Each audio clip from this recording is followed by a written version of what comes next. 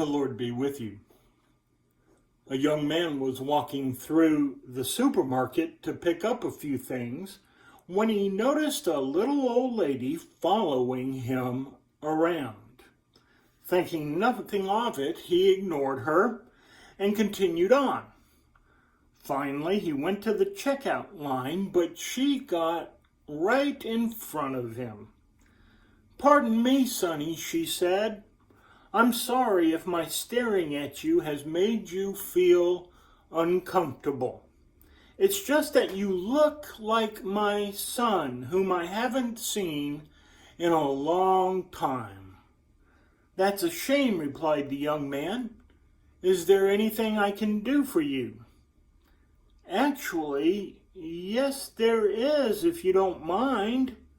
As I'm leaving, can you say, 'Goodbye, Mother'? It would make me feel so much better." "Sure," answered the young man. As the old woman was leaving, he called out, "Goodbye, Mother." She waved and blew him a kiss. As he stepped up to the checkout counter, he saw that his total was $127.50. "How can that be?" I asked. "I only purchased a few things." The clerk said, "Oh, your mother said that you would pay for her." What a sweet story. I'll have to be sure to save it for Mother's Day. I wonder how many moms have been lied to through the years. I am old enough to remember when society lied to moms. Society taught us to believe that all mothers were blessed with families that resembled the Cleavers in Leave It to Beaver. I remember many times when Sissy held a baby.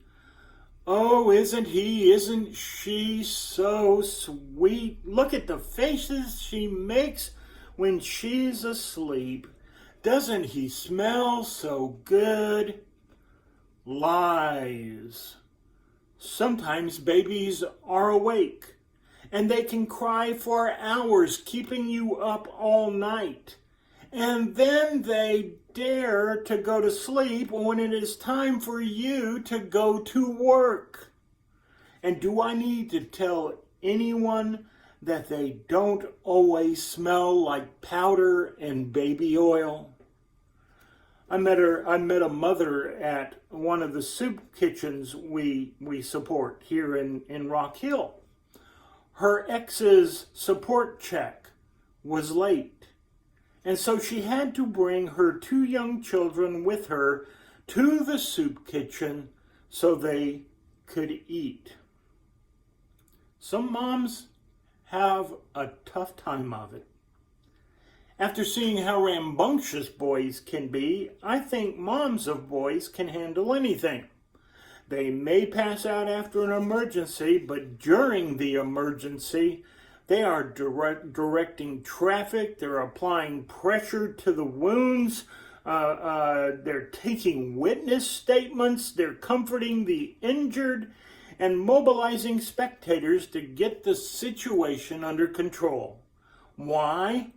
Because they are mothers of boys, and mothers of boys are trained by those boys to be able to handle anything.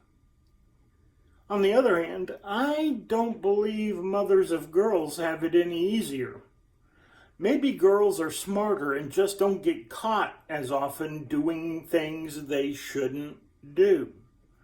Or maybe they're smart enough never to say the immortal words every boy has said when he is about to create an emergency.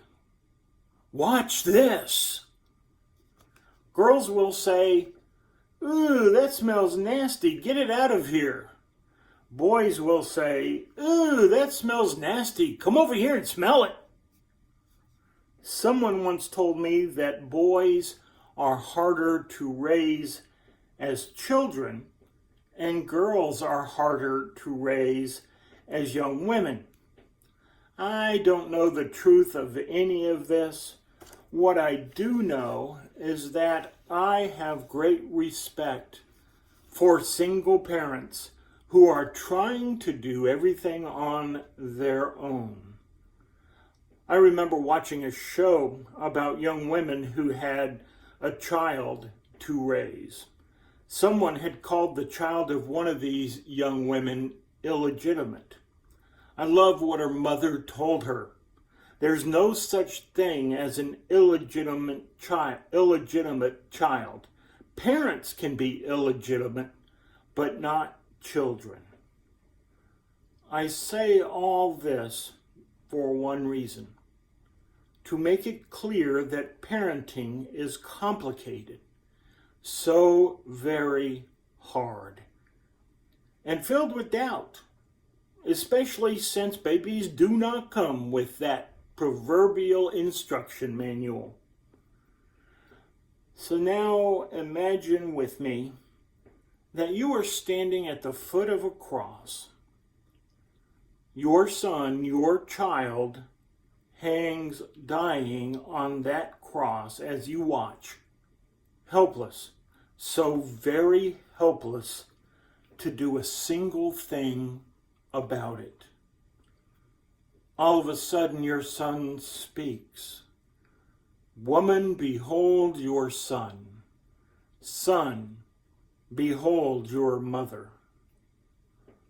On a cross, Jesus was still thinking of others, his mother and the beloved disciple John. And he gives them a new relationship, one of the most important relationships there is in life, that which exists between a parent and a child. In agony, and Jesus is still offering such sacred covenantal love. And Jesus still offers us today the most glorious of all relationships, that between a holy parent and us, a holy parent who loves us perfectly.